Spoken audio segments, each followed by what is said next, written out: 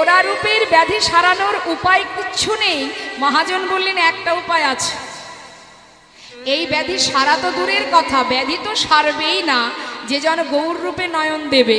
তবে কি হবে, যদি কি না সেই ব্যক্তি সাধুর বাজারে যেতে পারে,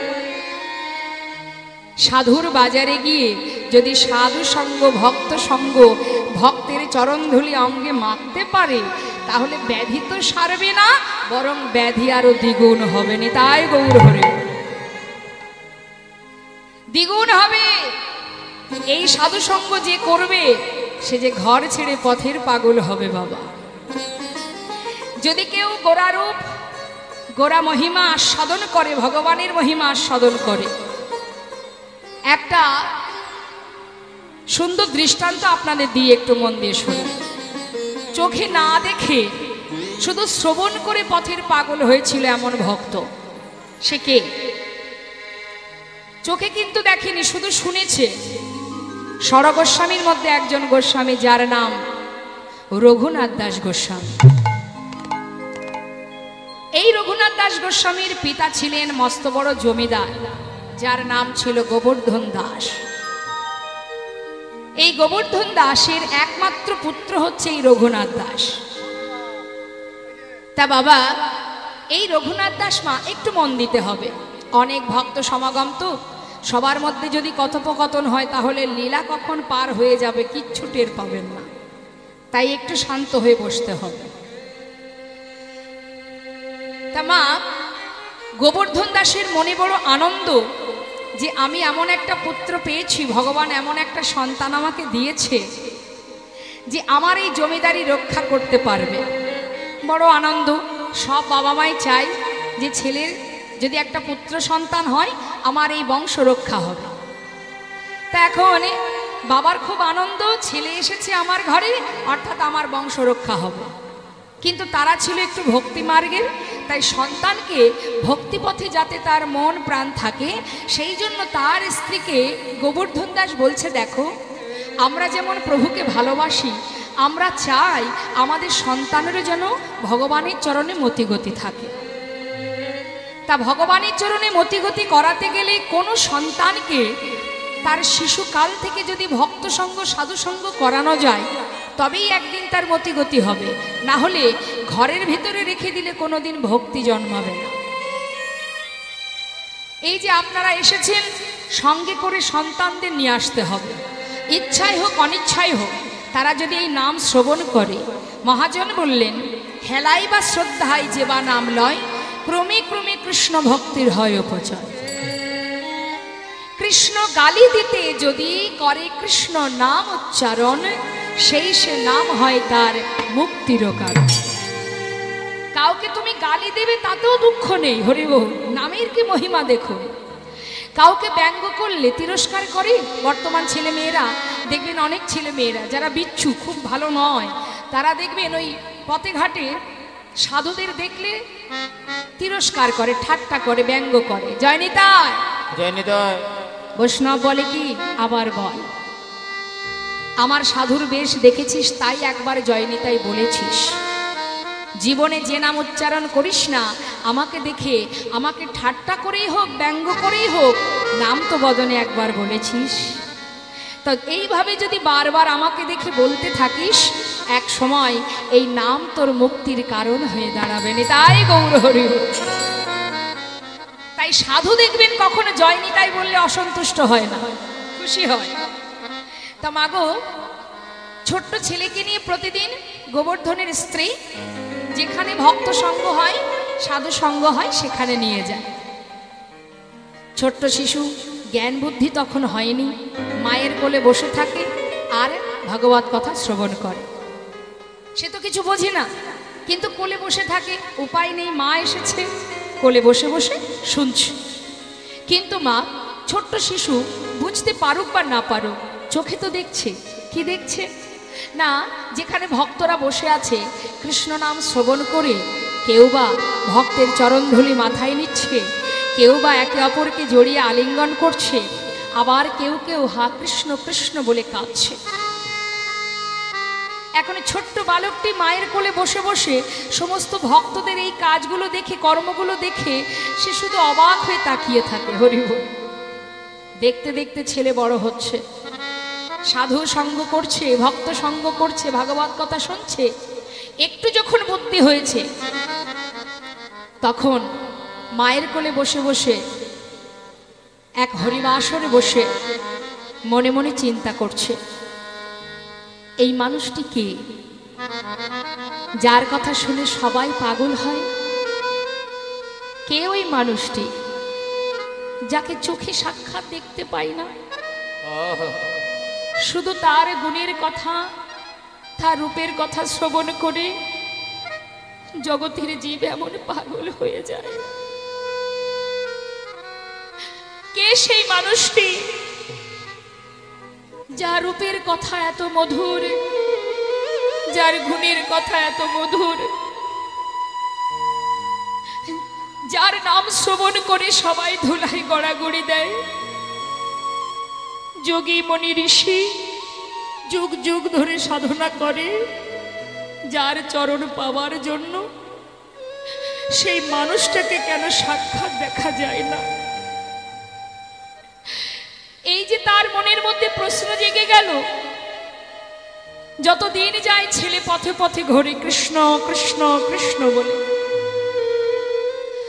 এখন গোবর্ধন দাসের মাথায় চিন্তা ঢুকে গেল, ছেলে রূপের কথা, গুণের কথা শুনতে শুনতে আজ আমার ছেলে পথে পথে ঘুরে বেড়ায়।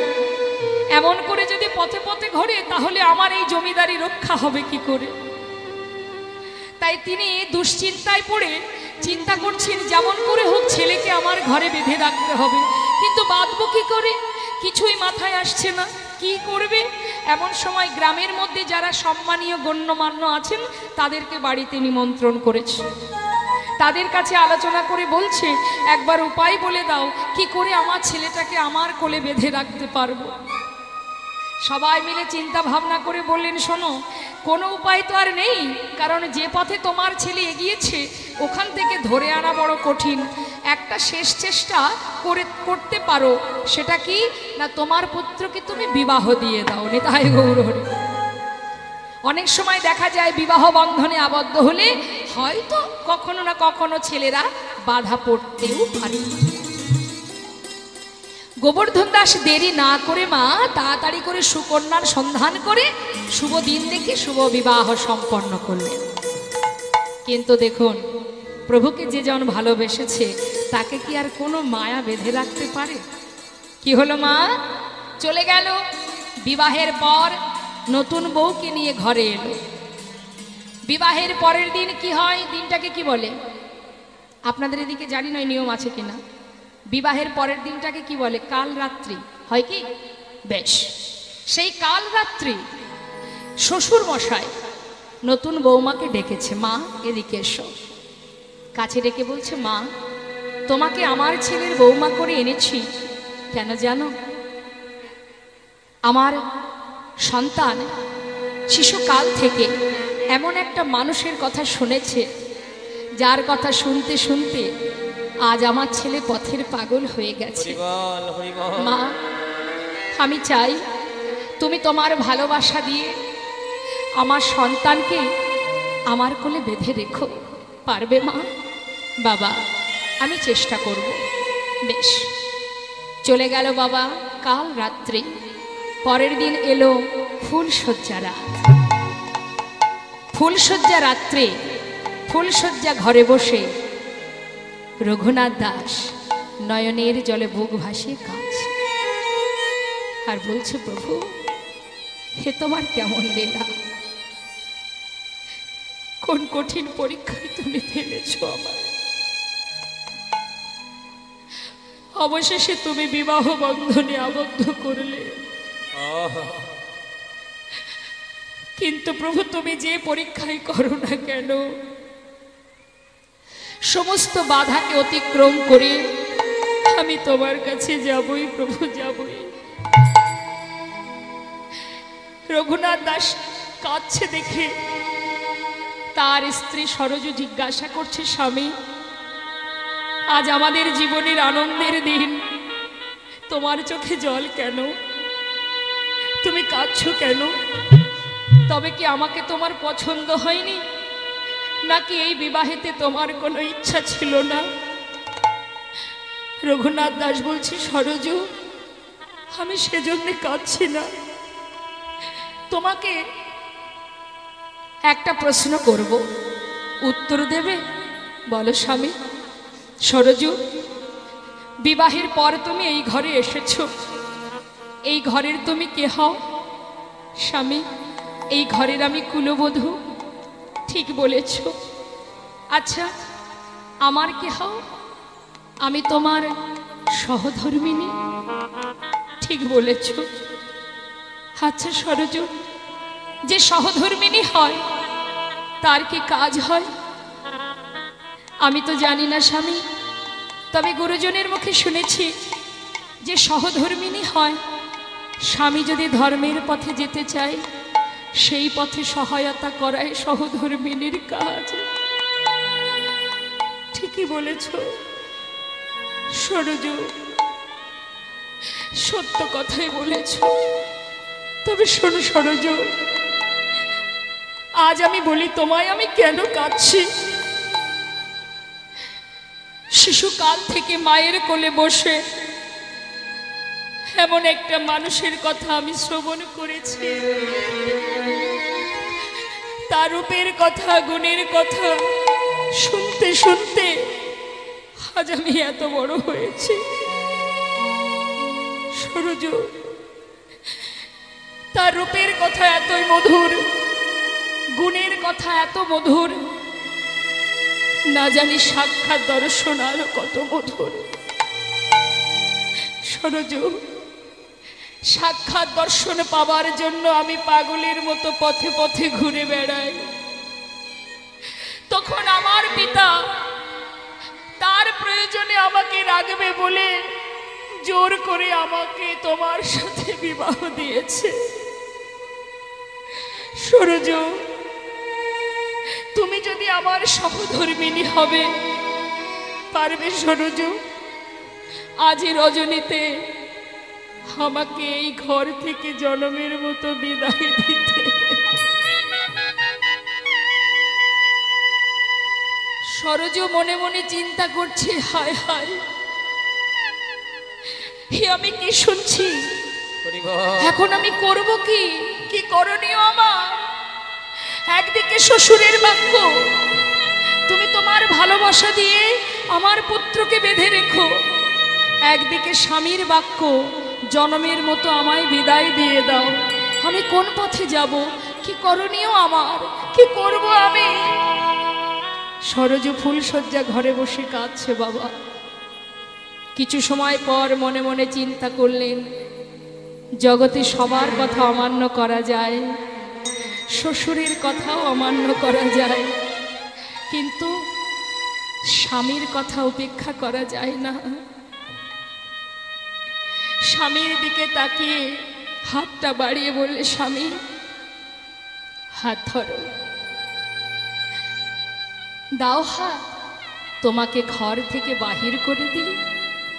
সরজু, শুধু ঘর থেকে বাহির করলে হবে না, যদি তুমি সত্যিই আমাকে বাহির করে দিতে চাও একেবারে বাহির দরজার বাহির করে দেবে। কেন জানো? পাছে যদি কেউ দেখতে পায় আমি একা যাচ্ছি, হয়তো ধরে আবার আমাকে ঘরে রেখে দেবে। তুমি আমার সঙ্গে থেকে একেবারে বাহিরে দরজার পথের ধারে নামিয়ে দাও। বলো সরজু, পারবে? স্বামী, কেন পারবো না? হাত ধরো, আমি তোমাকে পৌঁছে দিয়ে আসি। শুধু তোমার কাছে আমার একটা নিবেদন, স্বামী গো, এখনো তোমার ভালোবাসা আমি পাইনি। আজই আমার জীবনের প্রথম দিন, আজই আমার জীবনের শেষ দিন। তাই আজ তোমার চরণে আমি জানিয়ে রাখি স্বামী, যে শুদ্ধ প্রেম, যে ভালোবাসা নিয়ে তুমি ছুটে চলেছ, আমার বিশ্বাস একদিন তুমি তার দেখা পাবেই পাবে। স্বামী, যেদিন তুমি তার দেখা পাবে শুধু সেই দিন কথা দাও এই অভাগিনী রে একবার করো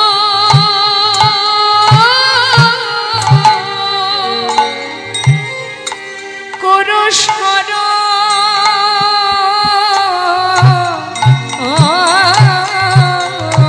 সেদিনে অভাগিনী রে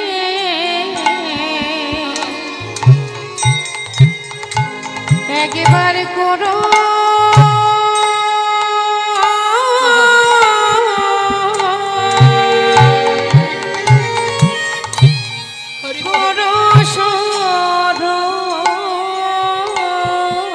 যেদিন পাবে তুমি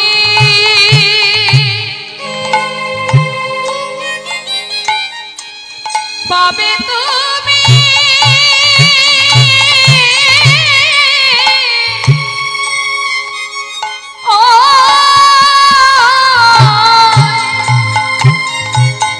ওই গোবিন্দ চরণ সেদিন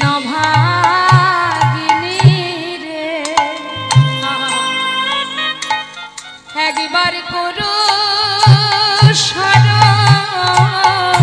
যেদিন পাবে তুমি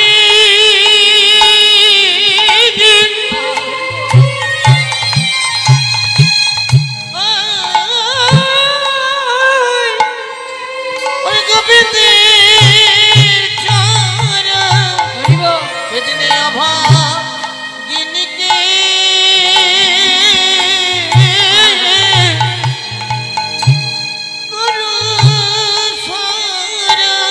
স্বামী তোমার কাছে আমার শুধু এই নিবেদন সেদিনে অভাগিনীকে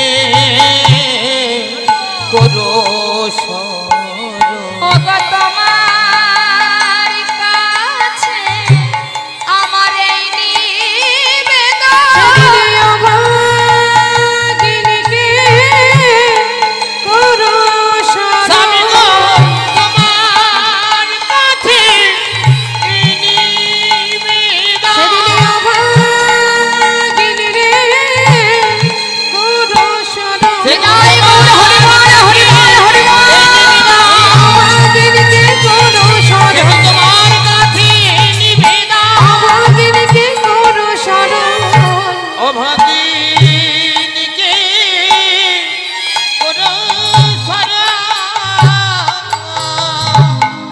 সর্বস্ব পরিত্যাগ করে বিবাহের পরও তার স্ত্রী ফেলে বিষয় সম্পদ সুখ স্বাচ্ছন্দ্য ফেলে চলে গেলেন গৌর প্রেমে পাগল হয়ে পথের পাগল হয়ে সরগোস্বামী জয়রূপ সনাতন ভট্ট রঘুনাথ শ্রীজীব গোপাল ভট্ট দাস রঘুনাথ এই রঘুনাথ দাস সব ফেলে চলে গেলেন বৃন্দাবনে গোবিন্দ দর্শনে। তোমাগো শুধু শ্রবণ করে না দেখে শুধু শ্রবণ করে পথের পাগল হয়েছে, তার যদি কেউ দেখতে পায় তার দশা কি হবে? যদি কেউ গৌর রূপ দেখতে পায় তার অবস্থা কি হবে? সে কি আর ঘরে যেতে পারবে? হ্যাঁ, পারবে না। আসুন তারই একটা সুন্দর ভজন আমরা শ্রবণ করি। জয় রাধে জয় নিতাই। কেউ এসেছে কীর্তন শুনতে, কেউ এসেছে গল্প করতে। ওই দেখুন গল্প হচ্ছে, চিন্তা করছে এই সুযোগ হাতছাড়া করে লাভ নেই। দেশের খবর, গ্রামের খবর এত পেপারে টিভিতে দেখছে, তাও খবর আবার নিতে হয়। কি গল্প শেষ হয়েছে? গল্প আমরাও জানি, কিন্তু আমাদের এখানে আনা হয়েছে গল্প করার জন্য নয়, কৃষ্ণ কথা শুনবে তাই। আর আপনাদের জন্য যে আসনটা পেতে দিয়েছে এটাও কিন্তু গল্প করার জন্য নয়।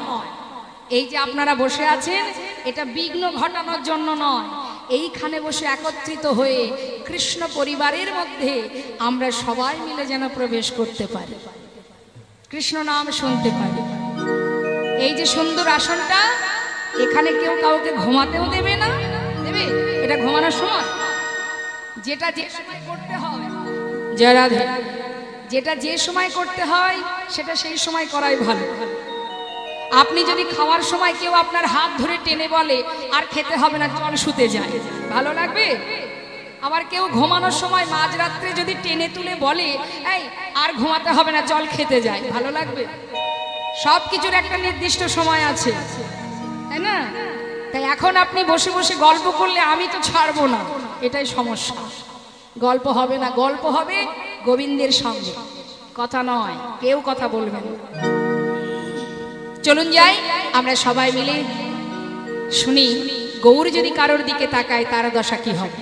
হাত তুলে সবাই মিলে।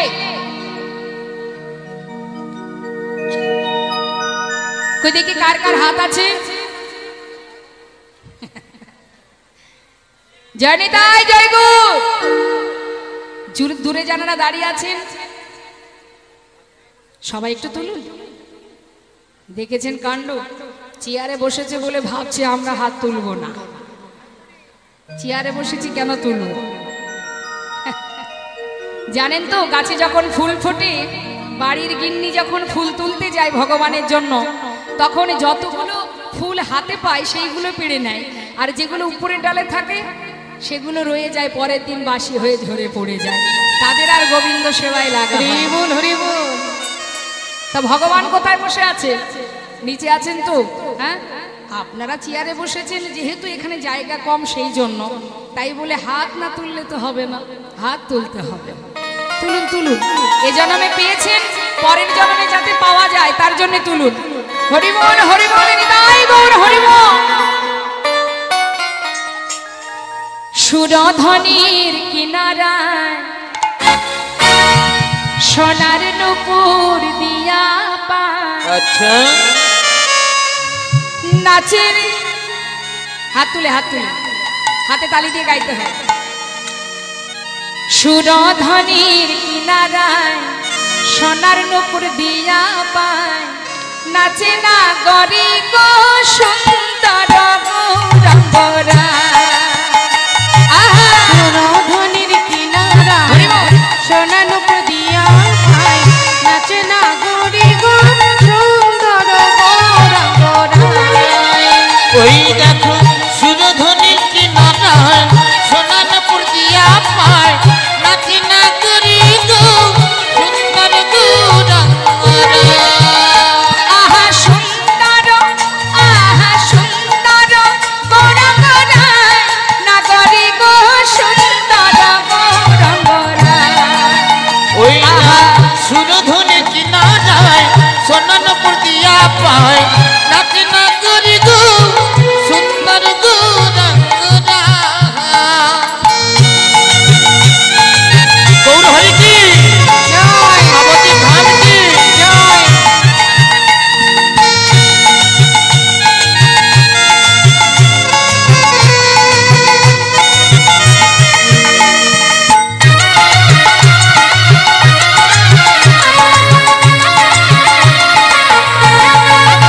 হরিবল হরিবল, নিতাই গৌর হরিবল।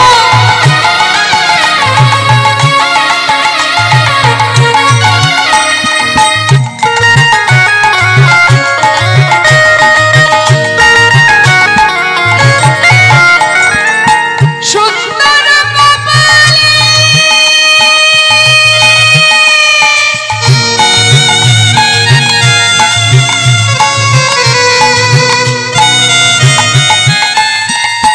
সুন্দর তিলক গো। ওই সুন্দর কপালে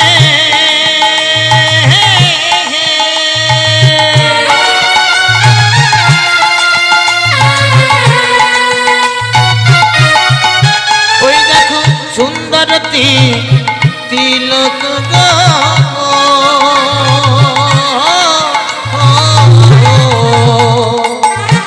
সুন্দর কপালে সুন্দর তিলক। ওমা কাকে বলে সুন্দর? আস্তে, সুন্দর কাকে বলে? দেখুন, সুন্দর যদি কেউ একটু ভালো সেজে গুজে থাকে, তাকে সবাই বলে বাহ খুব সুন্দর, তাই না? কিন্তু বাবা সুন্দর সেটাই, সেটা তো একবার জল দিয়ে ধুলে আবার যা ছিল তাই, ভগবান যে রংটা দিয়েছে সেটাই ফিরে আসবে। হ্যাঁ, সেজে গুজে আছি বলে আপনারা আমার দিকে তাকাচ্ছেন, না সাজলে আর কেউ তাকাবে না। তা বাবা সুন্দর তো সেটাই, যে অঙ্গে দামি দামি দেখবেন এখন আবার অনেক রকমের কোম্পানি বেরিয়েছে না, হ্যাঁ, সাদা হওয়ার জন্য। তা দামি দামি ক্রিম মেখে, দামি অলংকার, দামি বসন, তবেই তো সুন্দর লাগবে। কিন্তু যে অঙ্গে দামি বসনও নেই, দামি গহনাও নেই, তথাপিও সুন্দর হতেও সুন্দরতম, যে রূপ দেখলে ত্রিভুবন ভুলে যায়, সেটাকেই তো রূপ বলা হয়, প্রকৃত রূপ। হ্যাঁ, তাহলে এত রূপের গৌরব কিসের, অহংকার কিসের? অহংকার করে লাভ নেই, এটা কোনো রূপই নয়। তাই মহাজন বললেন, সুন্দর কপালে সুন্দর তিলক, আর কিছু আছে? গৌরহরির অঙ্গে আছে কিছু? আর দেখো সুন্দর সুন্দর একখানি নামা বলি গায়, নাগরে গহ সুন্দর গৌরঙ্গরা। ওই না সুরধনি কিনারায় সোনানপুর জিয়া পায়, নাকি না করি গো সুন্দর গৌরঙ্গরা।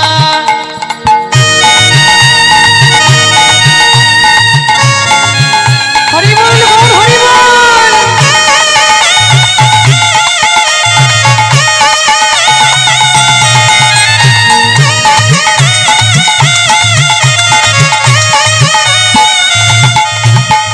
সুন্দর নয়নে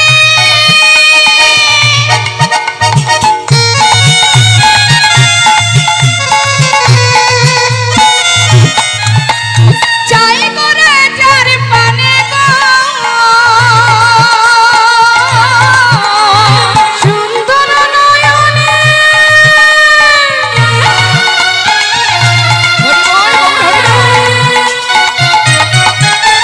চাই করে যার পানে গো। যদি একবার গৌরহরি কারোর নয়নে নয়ন রাখে, জগতের জীব প্রভুকে দেখলে তারা ভুলে যায়, আর তিনি স্বয়ং যদি কারোর দিকে চোখ রাখে, তার অবস্থা কি হবে? তার দেহ ছাইরা, এই দেহ ছাইরা মনটা লইয়া যায়, নাগরে গহ সুন্দর গৌরঙ্গরা। ওই না সুরধনি কিনারায় সোনানপুর জিয়া পায়, নাকি না করি গো সুন্দর গৌরঙ্গরা। সুন্দর গৌরঙ্গরা, আহা সুন্দর গৌরঙ্গরা, সুন্দর গৌরঙ্গরা। সুন্দর গৌরঙ্গরা। সেই তো রূপ, যে রূপ দেখে সুধাম নবদ্বীপের মাঝে মা বিষ্ণুপ্রিয়া, যিনি পাগলিনী হয়েছিলেন, সুরধ্বনিতে জল আনতে গিয়ে গৌরহরির সেই বদন কমলটা দেখে, যে কিনা সেই মালঞ্চপাড়া নিবাসী সনাতন মিশ্রের কন্যা মা বিষ্ণুপ্রিয়া, গৌরূপে মুগ্ধ হয়ে পাগলিনী হয়েছিলেন। নদিয়া নাগরী বলছে, সজনী কি আর বলবো তোদের কাছে, ওরে এখন যে আমি কি করব, কোথায় যাব, কিছুই জানি না। হ্যাঁ রে, তাই বলি শোন শোন। সজনী রে, সেই গোরা রূপ, গোরা গোরা বলি মোর কি হইল ব্যাধি, কি হবে আমার এই ব্যাধি, কেমনে সারাবো, আমি কি করিব, কোথা যাব, গোরা অনুরাগে। হ্যাঁ রে, অনুক্ষণ পড়ে মনে, অনুক্ষণ গোরা রূপ আমার হিয়ার মাঝে জাগে। ওরে শোন শোন, গোরা গোরা। সজনী গো কি করিব, কোথায় যাব, ওই গোরায় অনুরাগে। আর কি করিব, কোথায় যাব, করিব গোরায় অনুরাগে। ওরে অনুক্ষণ গোরার রূপ আমার হিয়ার মাঝে জাগে। ওই অনুক্ষণ গোরার রূপ হিয়ার মাঝে জাগে। আমি কি করিব, কোথায় যাব, আমি কি করিব, কোথায় যাব, কি করিব, কোথায় যাব, আমি কি